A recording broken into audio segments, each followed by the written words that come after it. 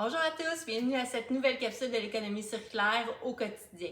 Aujourd'hui, on est à peu près à une dizaine de jours de l'approche de Noël qui s'en vient. Noël 2022 va être un Noël très spécial où que ça fait 2 ans qu'on n'a pas fêté avec nos proches. Fait que ça va vraiment être une belle occasion pour se réunir et de recréer ces liens-là. Une belle phrase, moi, que j'ai entendue en 2022, c'est « moins de biens, plus de liens » par rapport à l'économie circulaire. Donc, on n'a pas besoin d'autant d'objets, mais on a vraiment besoin de notre société, de notre communauté, de nos proches, de nos familles. Alors, l'économie circulaire entre très bien dans cette maxime précise-là. Moi, de mon côté, ce que j'ai fait cette année pour participer à l'économie circulaire avec Noël, je viens de prendre à peu près une dizaine de jeux que mes enfants, ils jouent quand même avec, mais puisqu'ils ne sont pas nécessairement nouveaux pour eux, ils jouent de moins en moins, en fait. Et plutôt que les jeux accumulent de la poussière, ben, je les ai mis sur différents sites de revente afin que les lutins puissent venir se le procurer et le redistribuer à d'autres enfants au Québec.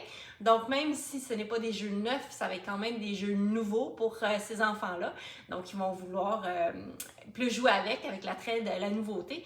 Et de mon côté, je suis sûre que les lutins vont aussi remettre des jeux de société en dessous de l'arbre de Noël pour mes enfants. Donc, ça circule vraiment les différents jeux de société plutôt qu'ils accumulent la poussière ou que chacun en ait un exemplaire chez soi.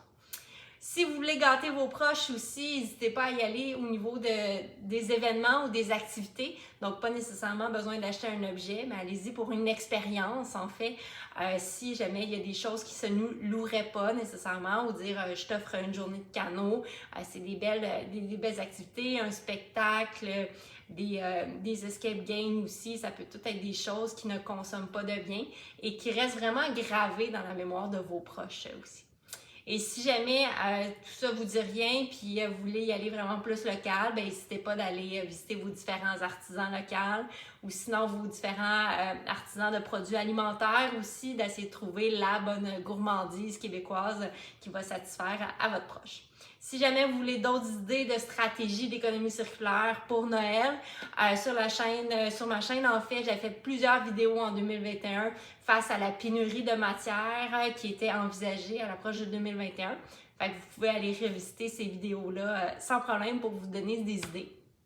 Alors voilà, j'espère que ça vous inspire pour vos différents cadeaux de Noël à l'approche de ce dernier. Si vous êtes toujours intéressé à ma chaîne, n'hésitez pas à vous abonner. Et si ensemble, on change notre économie pour une économie circulaire. Bonne journée à tous!